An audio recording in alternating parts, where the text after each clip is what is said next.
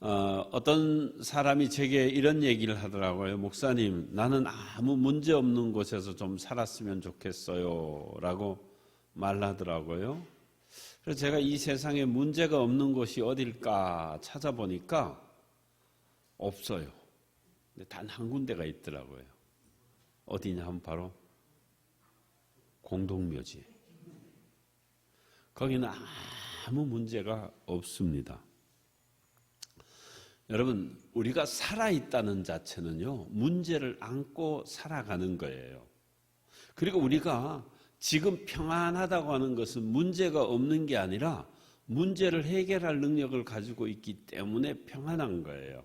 예를 들면 우리가 건강하잖아요. 건강하면 우리가 볼 때는 모든 게 다 좋을 것 같지만 사실 내 몸 안에는 적혈구와 백혈구가 계속 싸우는 거예요. 그래서 적혈구가 많아서 이기면 우리 힘이 힘들어지고 백혈구가 이기면 겉으로 건강해 보이는 거죠. 살아있다는 자체는요, 가만히 있는 게 아니에요. 요동치고 다 문제가 있는 거예요. 그러니까 문제 없는 곳에 살고 싶은 분은 딱 방법 하나밖에 없어요. 세상 뜨는 방법밖에 없습니다. 그러면 이 세상에서 문제가 있지만 문제가 없는 것처럼 살아갈 수 있는 방법은 뭘까요? 문제가 있을 때 그 문제를 해결하면 됩니다. 문제 없는 걸 바라지 말고 문제가 있어도 그걸 해결하면 된다 하는 이야기예요. 교회도 마찬가지입니다. 여러분, 교회가 문제 없으려면요, 아무것도 안 하면 문제가 안 생겨요. 교인이 없으면 문제 안 생기죠. 열심 없으면요, 그냥 왔다 갔다 하면 다툴 일도 없고 싸울 일도 없어요. 그런데 교회 안에서 뭔가는 해보려고 하고 그러면요, 서로 부딪히게 되고 부딪히다 보면 문제가 생기는 거예요. 여러분, 성경에 보면 부흥하는 교회의 특징이 있는데 그 특징은 항상 문제가 있더라는 거예요. 그런데 그 문제를 해결하면 부흥하는 교회가 되고 문제를 해결하지 못하면 문제의 교회가 되어집니다. 여러분, 초대교회도 여러분 사도행전 6장에 보게 되면 그 교회에 문제가 생겨요. 교회가 교인이 한 3,000명에서 5,000명으로 많아지다 보니까 그 교회에 가난한 사람들이 막 몰려오는데 가난한 사람들을 위해서 구제하는 데 있어서 불공평의 문제가 생겼어요. 그런데 그 문제가 생겼을 때 교회가 시끄러워지고 원망이 생기고 불평이 생겼죠. 근데 그 문제를 어떻게 해결했죠? 7 집사 세우니까 그 7 집사들이 그 문제를 싹 해결하니까 교회가 은혜 가운데 부흥하고 성장하는 교회가 되더라는 거죠. 여러분, 또 신약 성경 중에 가장 말이 많고 문제가 많은 교회가 어디 교회인가 하면 고린도 교회입니다. 그런데 여러분, 고린도 교회에 왜 문제가 생겼는고 하게 되면 사도 바울이 2차 전도 여행을 하다 아테네에서 전도를 했는데 거기서는 아주 그 사도 바울이 갖고 있는 철학적인 지식을 가지고 그 아레오바고에서 계속 논쟁을 해서 이겼어요. 그런데 논쟁을 해서 이겼는데 사람들이 믿지를 않아요. 다음에 한번 또 들어보자 그러고는 믿지를 않아요. 그래서 사도 바울이 여기 말고 다른 곳에 가서 이제 사역을 해야 되겠다. 그래서 옮겨간 곳이 고린도예요. 근데 고린도에 가서는 이젠 내가 말과 지혜로 하지 아니하고 성령의 나타남과 능력으로 해야 되겠다 해서 기도하고 성령의 역사를 일으켰더니 그곳에서 각양의 은혜와 은사들이 나타났어요. 은사들이 나타나니까 서로 내가 받은 은사가 최고다. 방언이 최고다. 예언이 최고다. 병 고치는 게 최고다. 능력 행하는 게 이런 서로 막 분쟁이 일어나고 또 말씀을 가르치는 선생님들이 있잖아요. 사도 바울도 있었고 아볼로도 있었고 베드로도 있었고 또 예수님으로부터 교육받았던 사람들도 있어요. 그러니까 그 사람들은 그래도 예수님이 최고다, 바울이 최고다 이러고 또 다퉈요. 근데 여러분, 고린도 교회에 보내는 편지, 첫 번째 편지가 고린도전서인데 고린도전서를 왜 썼는가 하면 그런 문제가 생겼을 때 이것을 어떻게 해결해야 될지를 써보내요. 그랬더니 그 문제가 해결되고 고린도 교회가 부흥하게 됩니다. 여러분, 오늘날도 세상에 살아가면서 사람들이 문제 생기는 것을 두려워하고 겁을 냅니다. 근데 우리가 두려워할 것은 문제가 생기는 것을 두려워할 것이 아니라 그 문제를 해결할 능력이 없음을 안타까워해야 된다 하는 이야기입니다. 여러분, 그런데 분명히 우리가 알아야 될 것은 있어요. 그건 뭐냐면 교회에 문제가 일어나도 그 문제로 말미암아 교회가 결코 무너지지 않는다는 것입니다. 예수님께서 베드로에게 이렇게 말씀하셨어요. 내가 내 믿음 위에 내 반석 위에 교회를 세우리니 음부의 권세가 이기지 못하리라 했어요. 이 말은 사탄이 아무리 교회를 무너뜨리려고 해도 교회는 무너지지 않고 끝까지 승리하는 교회가 될 것이라 하는 이야기입니다.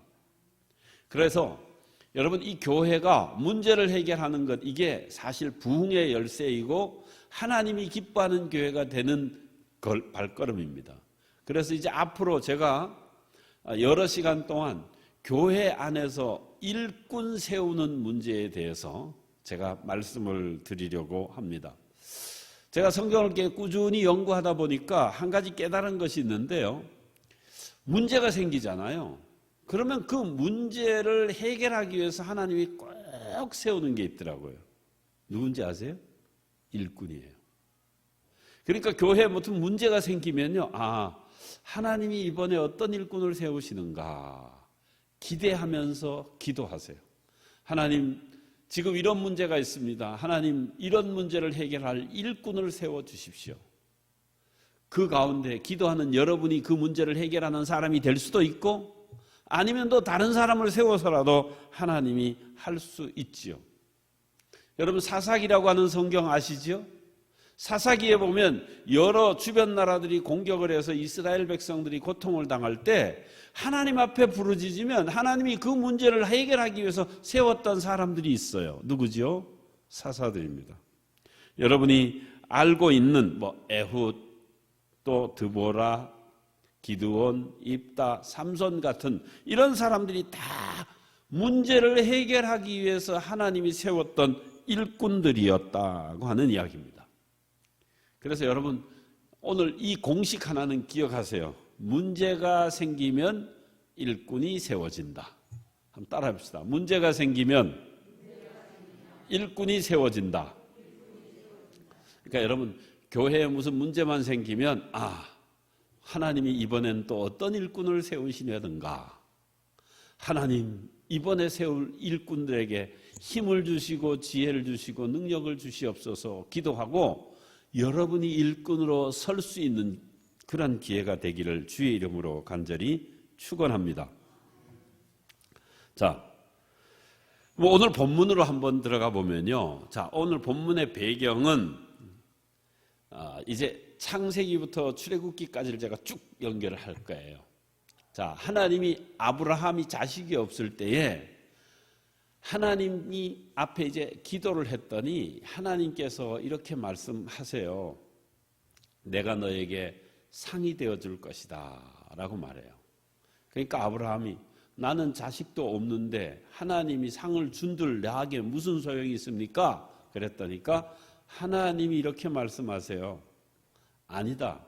내 몸에서 반드시 내 자식이 후손이 날 것이라고 약속을 했어요. 그리고 내 후손이 이제 이방 땅에 객으로 가서 400년 동안 살 때에 그들이 몹시 괴롭힐 것이다. 그러면 내가 그 괴롭힌 자들을 징벌하게 되고 징벌한 그 사람들이 재물을 다 주어서 너희 후손들이 그 재물을 가지고 이제 다시 이 가나안 땅으로 돌아오게 될 것이다 라고 하는 약속을 창세기 15장에 하셨어요. 아브라함에게. 그런데 여러분, 바로 그 이방이라는 나라가 어딘가 하면 바로 애굽이었거든요. 근데 애굽으로 아브라함의 후손이 내려가는데 어떻게 내려가느냐 하면, 여러분 야곱의 아들이 12명이잖아요. 12명인데 11번째 아들이 누구죠? 요셉입니다. 근데 요셉이 형들의 미움을 받죠. 왜 미움을 받나요? 하나님이 주신 꿈을 이야기했더니 그 꿈을 듣고 시기해서 미워합니다. 그래서 요셉이 애굽으로 종으로 팔려가게 되죠. 팔려가서 요셉은 열심히 하다 보니까 그 보디발의 집에서 총무가 되고, 총무가 돼서 열심히 일하다가 억울하게 감옥에 들어가게 돼요. 그런데 또 꿈을 해석함으로 애굽의 총리가 되죠. 총리가 되고 난 다음에 야곱, 다시 말하면 자기 아버지 그리고 형제들이 기근으로 어려워지니까 그들을 먹여 살리기 위해서 애굽으로 초청을 합니다. 그때 야곱이 내려가지 않으려고 하죠. 근데 하나님이 야곱에게 이렇게 얘기해요. 애굽으로 내려가라. 나중에 내가 반드시 불러 올릴 것이다 라는 약속을 받고 70명이 내려갑니다. 자, 이게 창세기예요. 창세기 끝났어요. 이제 그래 70명이 400년을 사는 동안 인구가 기하급수적으로 늘었어요. 그래서 바로가 볼 때는 이 히브리 사람들이 애굽 사람보다 더 많고 강하게 보일 정도였어요. 그래서 인구를 억제하기 위해서 온갖 고역을 다 시키고, 심지어는 막 자식을 낳으면 자식을 나일 강물에다 던져버리라고 하는 그런 아주 흉악한 짓도 했어요. 그런데 하나님께서 그 가운데 이스라엘 백성을 구원하기 위해서 한 아들을 낳게 하시는데 그 아들의 이름이 누구죠? 모세입니다. 근데 여러분, 아이가 태어나서 죽일 수는 없으니까 나일강에 버릴 때 갈대 상자를 만들어서 그 갈대 상자에 담아서 버리잖아요.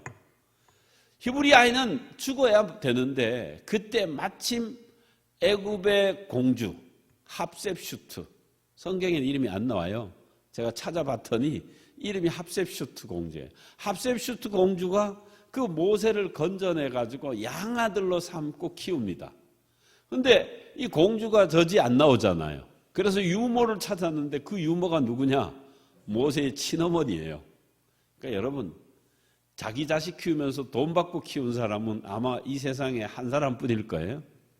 어쨌든 모세의 어머니가 모세를 키우면서 너는 히브리인이다. 너는 이곳이 집이 아니라 가나안 땅으로 반드시 가야 한다라고 하는 것들을 알려줬어요. 그런데 여러분 알다시피 모세가 40살이 되어져서 이제 성 밖으로 나갔더니 애굽 사람이 자기 동족을 막 학대하는 것을 보고 그 애굽 사람을 쳐 죽이잖아.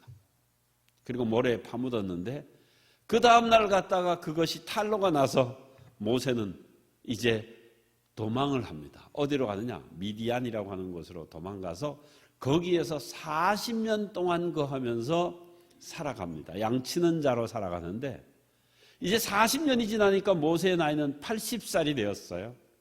근데 양을 치기 위해서 서편으로 보니까 호렙산이라고 하는 곳에 와서 양을 치게 됐는데 어느 날 보니까 여러분 이 광야에는, 사막에는요, 태양빛이 쫙 내려서 떨기나무에 불이 붙어서 타는 경우가 가끔 있어요.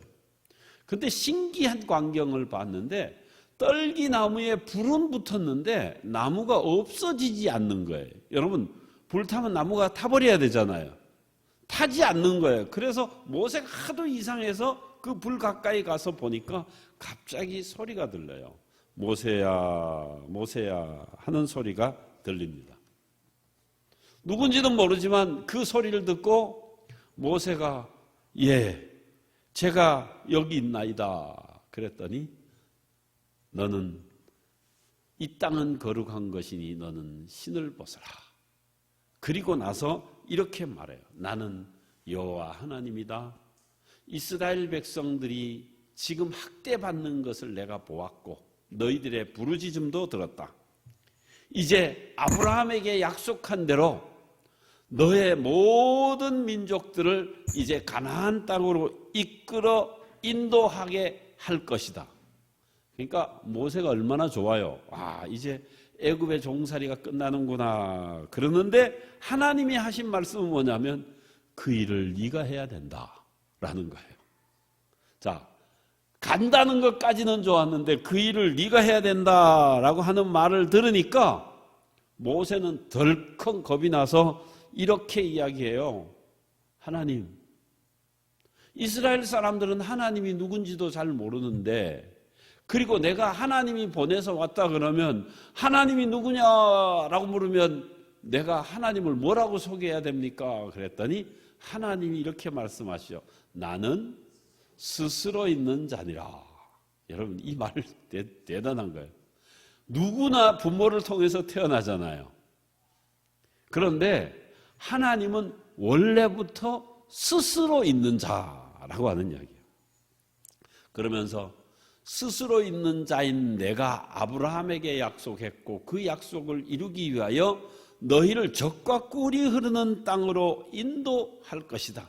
그리고 너는 바로에게 가서 이제 히브리 사람을 데리고 내가 광야로 내려가서 사흘 길을 가서 거기서 여호와 앞에 제사 드리려고 하니 보내주소서라고 이야기를 해라.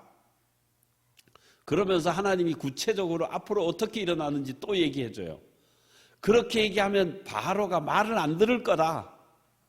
그러면 내가 여러 가지 재앙으로 칠 것이고 재앙으로 치면 그제서야 항복을 하게 될 것인데 항복해서 나올 때 너희들이 400년 동안 일을 하면서 봉급도 제대로 받지 못하고 종으로 살지 않았느냐? 그런데 너희가 나올 때 애굽 사람들에게 은금 폐물을 달라고 하면 그들이 스스로 다 갖다 줄 것이다. 400년 동안 일한 품삯 다 가지고 너희들이 나오게 될 것이다. 라고 하는 구체적인 계획까지 하나님이 다 알려주었어요. 자, 이 정도 하면 할만하잖아요? 근데 모세의 대답이 뭔지 아세요? 나는 못해요. 내가 무엇이 간데 그 이스라엘 백성을 인도할 수 있습니까? 그래요. 나는 능력도 없고 아무것도 없어요. 그랬더니 하나님이 그래요. 야, 모세야, 너 손에 들고 있는 것이 뭐냐? 예, 지팡이 들고 있습니다. 그 지팡이 던져라. 그랬더니 던졌더니 뭐가 되죠? 뱀이 돼요. 뱀이 막 기어요. 깜짝 놀랐어요. 그랬더니 하나님이 그래요. 꼬리를 잡아라. 그래요. 여러분, 뱀 잡아보셨어요? 저는 어렸을 때 뱀을 많이 잡았거든요. 왜냐하면 뱀을 잡아다 갖다 주면 옛날에 뭐 몇백 원씩 줬어요, 어른들이. 그래가지고 뱀 잡으러, 맨손으로 뱀 잡으러 많이 다녔는데 여러분, 뱀 잡아본 사람은요, 알아요. 뱀은 머리 잡아야지 꼬리 잡으면 100% 물려요. 근데 성경 보니까 꼬리 잡으래요. 이거는 뱀에 대해서 모르는 거예요. 뱀 꼬리 잡으면 바로 물어요. 그런데 하나님의 말씀대로 모세가 꼬리를 잡았더니 다시 지팡이가 쭉 돼버리는 거예요. 신기한 일이죠. 아, 놀랍다 하지만 그래도 안 돼 라는 마음이 있어요. 그러니까 하나님이 또 한 가지 기적을 보여줘요. 모세야, 네 손을 네 품에 집어넣어라. 그리고 빼라. 뺐더니 온 손에 나병이 가득했어요. 놀라니까 하나님이 그 손을 다시 품에 집어넣어라. 넣었다가 빼니까 온전해집니다. 이 두 가지 이적을 보고 난 다음에 능력이 없다 그러니까 내가 함께해서 이런 능력과 이적을 보여줄 것이니 너 갈 수 있지 않느냐 그러니까 모세가 그때 하는 말이 뭔가 4장 10절입니다. 함께 읽어볼까요? 모세가 여호와께 아뢰되 오 주여 나는 본래 말을 잘하지 못하는 자니이다. 주께서 주의 종에게 명령하신 후에도 역시 그러하니 나는 입이 뻣뻣하고 혀가 둔한 자니이다. 여러분, 모세가 근데 교인이 좀 더 많아지면 어때요? 혼자 다 할 수 있나요? 예를 들어 제가 여기서 설교도 하고 차량 운행도 하고 교회 청소도 하고 방송도 여기 왔다 저기 왔다 해가지고 이게 되겠어요? 자, 그러면 여러분 보세요. 혼자 못하면 할 수 있는 일꾼을 세우면 되는 거 아니에요. 하나님이 말씀하세요. 너 말 못한다고 그러면 쫙 말 못해서 못하겠으면 말 잘하는 사람하고 동역하면 될 거 아니냐 하는 이야기입니다. 여러분, 근데 이렇게 함께 한다는 게요, 이게 참 쉬우면서도 어렵습니다. 왜 어려운지 아세요? 마음이 안 맞으면요, 둘이 하는 게 이게 너무 힘들어요.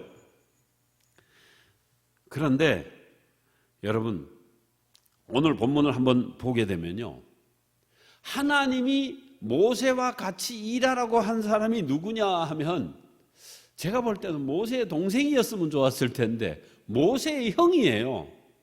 여러분, 형은 아무래도 동생보다 편하지 않잖아요.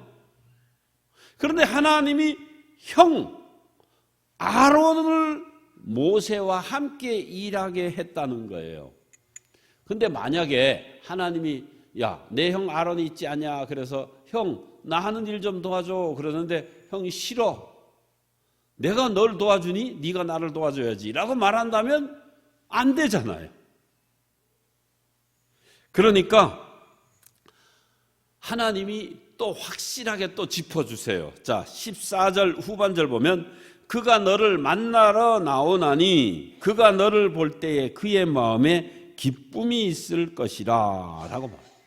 다시 말하면 네 형 아론이 있는데 내가 형의 마음에 너를 도와주는 그것을 즐겁고 기쁜 마음으로 할 수 있게 만들어주겠다는 거예요. 여기서 기쁨이 있다 하는 이 기쁨은요, 이 히브리어로 샤마흐인데, 이 샤마흐라는 말은 즐거워하다라는 뜻이에요. 다시 말하면 형이 동생을 도와주는 데 있어서 마지못해 억지로 하는 것이 아니라 즐거운 마음으로 할 것이라고 하는 이야기예요. 여기서 한 가지 알 수 있는 게 있죠.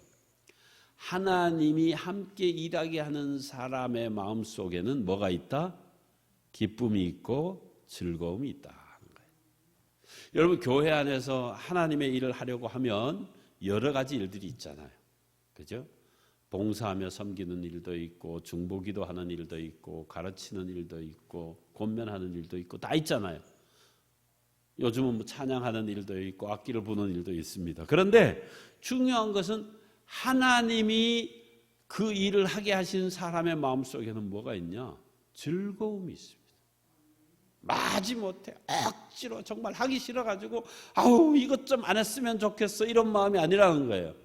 그냥 하고 싶어서 그냥 마음속에 하면서도 즐거운 마음이 있다는 거예요. 여러분, 그러니까 오늘 못해 억지로 하는 게 아니라 즐거움으로 하는 것, 이게 바로 하나님이 기뻐하는 거예요. 하나님이 세운 사람은 무엇을 하든지 기쁨이 있습니다.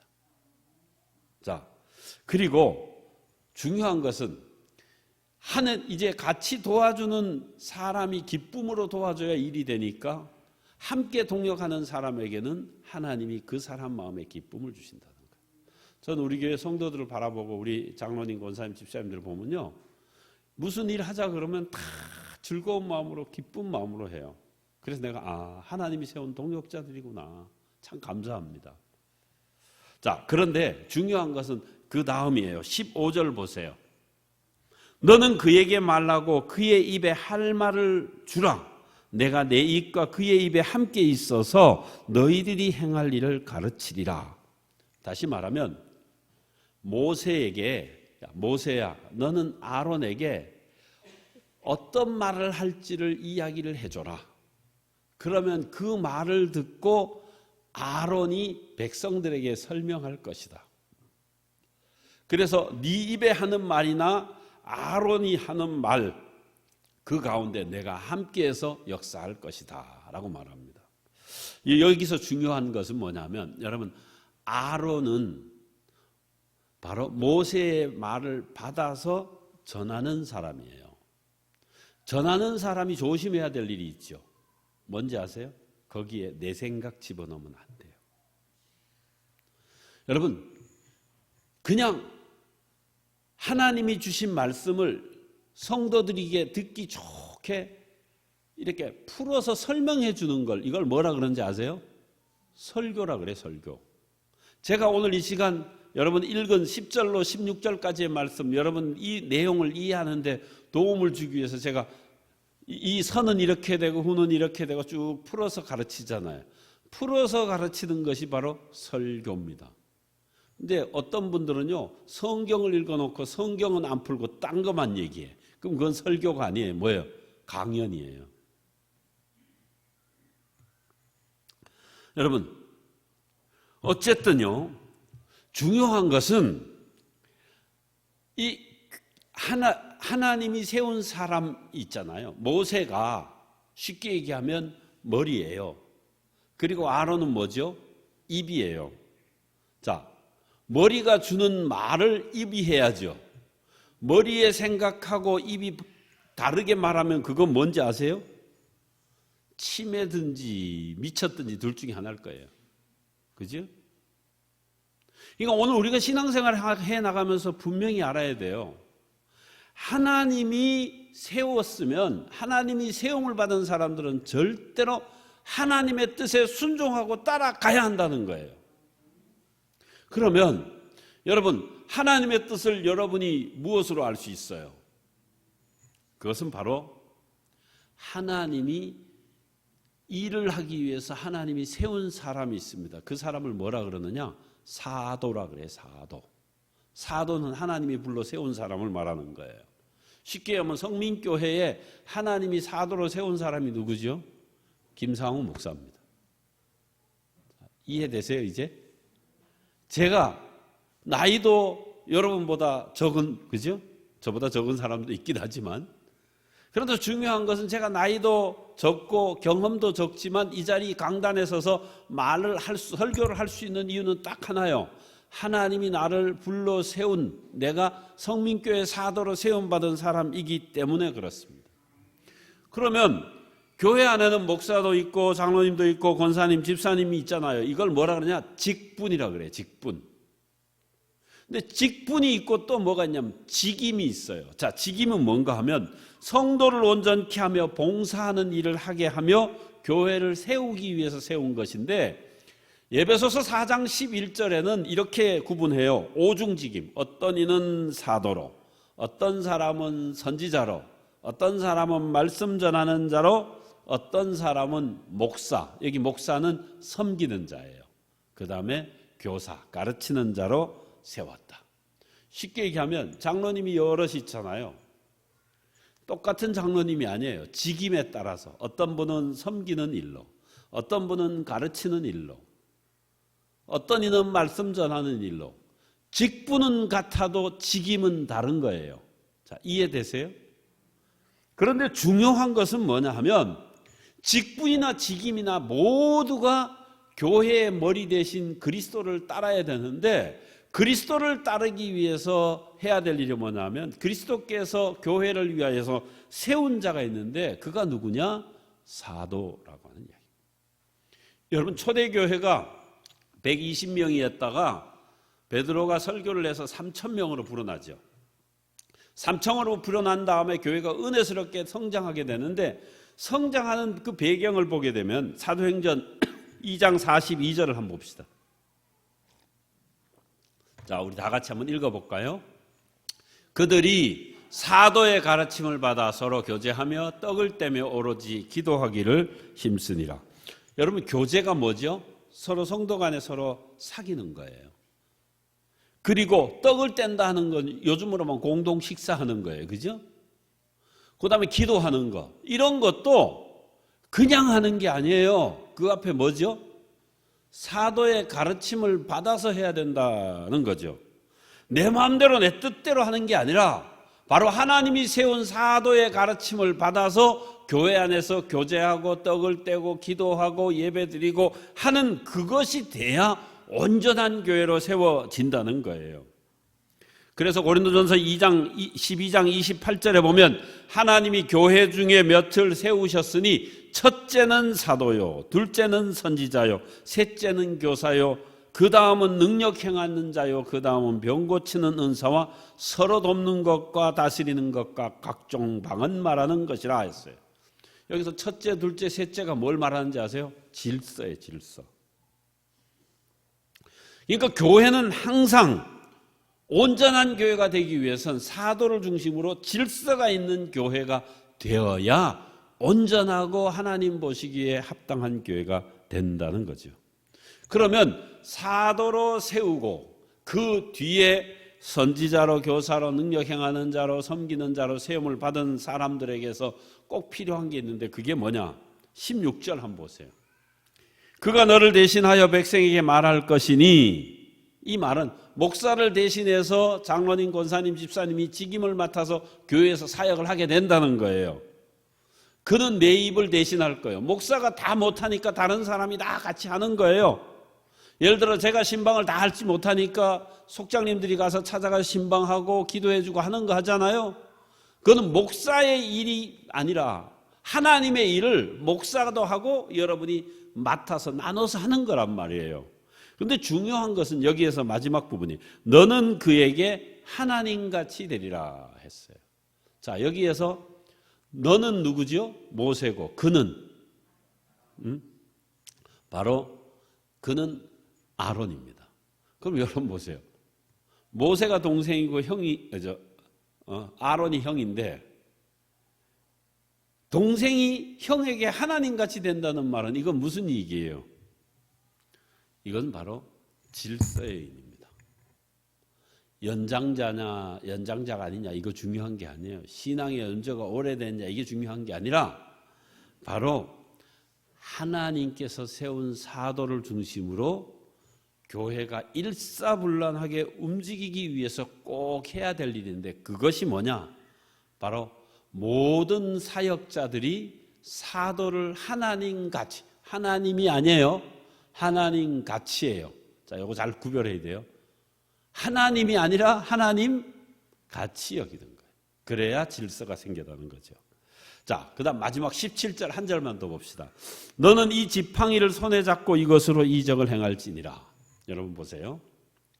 모세가 반석을 쳐서 물을 냈잖아요. 뭘로 쳤죠? 지팡이.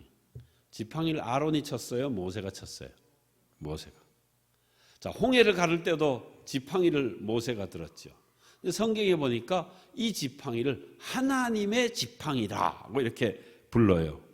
근데 중요한 것이 있어요. 뭐냐 하면 모세가 지팡이를 들었다고 하는 그 자체는 하나님의 선택을 받아서 세워받았다는 사람을 모든 사람에게 보여주는 거예요. 근데 여러분 지팡이 들으면 마음대로 하면 되나요? 아니에요. 민수기 10장에 보게 되면요. 지팡이를 명하여 반석에게 명하여 물을 내라 할 때 모세가 이 하나님의 권위를 상징하는 지팡이를 가지고 2번 치잖아요. 그래서 어떻게 됐죠? 성경 있는 그대로 말하면요. 내가 백성들 앞에 나의 거룩함을 드러내지 아니하였은즉 너는 약속의 땅에 들어가지 못하리라. 여러분 사도로 세움 받았다 해서 그거 지멋대로 쓰면요 하나님이 버림받아요. 목사라고 해서 다 마음대로 할 수 있는 거 아니에요. 하나님이 치라 하면 치는 거고 하나님이 명하라 하면 명해야 되는 거예요. 하나님이 명하라 했는데 치면 결국 그 사람이 하나님 앞에 버림받는 거예요. 그런데 중요한 것은 뭐냐면 모든 것들이 다 하나님의 지팡이를 통해서 역사가 나타나더라 하는 이야기예요. 자, 이 말은 무슨 얘기냐면 성도들이 말이에요. 무슨 일을 하든지 간에 그 모든 것은 바로 주님께 영광 돌려야 돼요. 목사가 뭘 하든지 간에 그 모든 영광은 목사가 받는 게 아니고 주님께 영광 돌려야 돼요. 여러분 제가 성경 보면서 참 와닿는 부분이 뭐냐면 사무엘하 11장에 보면요. 이스라엘하고 다윗 시대에 암몬이라는 나라와 전쟁을 합니다. 이스라엘의 군대 장관이 요압이고 암몬 나라와 전쟁을 하는데 여러분 그때 어떤 사건이 벌어지면 여러분 다윗이 그 왕궁에서 자다가 밧세바 아내와 동침한 사건 있잖아요. 그게 바로 나오는 그때예요. 그런데 거기에 보게 되면요. 어쨌든 요압이 가서 암몬을 다 정복하고 마지막 왕궁만 딱 점령하는 그때에 요압이 올라가서 왕궁의 왕을 쳐서 굴복시키는 일을 하지 않아요. 대신 굴복하기 바로 직전에 다윗 왕을 불러드립니다. 와서 왕이여 이제 암몬 왕만 쳐서 멸하면 이 나라를 정복하게 됩니다. 만약 내가 가서 그 왕을 굴복시키게 되면 사람들이 왕이 아니라 내 이름을 드러낼까 내가 두렵습니다. 그러니 영광은 바로 임금님이 받으십시오 하고 불러드리는 장면이 있어요. 이게 하나님 보실 때 귀한 거예요. 여러분, 선지자의 상은 선지자도 상 받지만 선지자를 대접하는 자도 선지상 받아요. 의인도 상을 받지만 의인을 대접하는 자도 상을 받습니다. 하나님의 일을 잘 감당한 목사도 복이 있지만 목사가 목사 일을 할 수 있도록 도와준 사람도 하늘나라 가면 목사의 상을 받는 거예요. 그럼 여러분, 만약 저도 목사임에도 불구하고 하나님께 영광 돌리지 아니하고 내 영광을 취하려 한다 그러면 그것은 마지막 때 내 상을 잃어버리는 거예요. 그래서 어떤 경우에든지 모든 영광과 존귀와 능력 주님께 돌려드려야 돼요. 요한계시록에 보면 그런 찬양이 있잖아요. 영광과 존귀와 능력 받으소서 받으소서 예수 그리스도 살아계신 하나님. 얼마 전에 우리 찬양단 찬양했죠. 여러분, 우리가 하는 모든 일의 영광, 존귀와 능력은 목사가 취할 거 아니에요. 바로 예수 그리스도, 교회의 머리 대신 예수 그리스도에게 올려드려야 합니다. 그래서 사도 바울은 이렇게 말해요. 너희가 먹든지 마시든지 무엇을 하든지 하나님의 영광을 위하여 하라. 자, 오늘 말씀 다시 결론적으로 말씀드립니다. 사실 저도 목회를 하다 보면 혼자 버거울 때가 있어요. 그때 하나님이 그래요. 야, 아론이 있지 아니하냐? 왜 너 혼자 하려 그러느냐? 여러분, 저는 오늘 이 자리에 모인 여러분이 모두 다 아론과 같이 되기를 바랍니다. 이 예배당에 나와서 내가 봉사하고 헌신하고 하는 이 모든 일이 마지못해 억지로가 아니라 그냥 기쁜 마음으로 즐거운 마음으로. 저는 토요일마다 이래 보면 여성계 회원들이 와서 봉사하는 거 이렇게 보면요. 누가 시키면 그렇게 못할 거예요. 자원해서 뭐든지 그냥 끝까지 열심히 하는 거 보면 참 귀해요. 여러분이 신앙생활 해나가면서 정말 하나님이 세운 그 일을 위해서 사도를 세우려고 하나님이 아론을 세우는데 여러분이 아론과 같이 하나님 앞에 귀하게 쓰임받는 종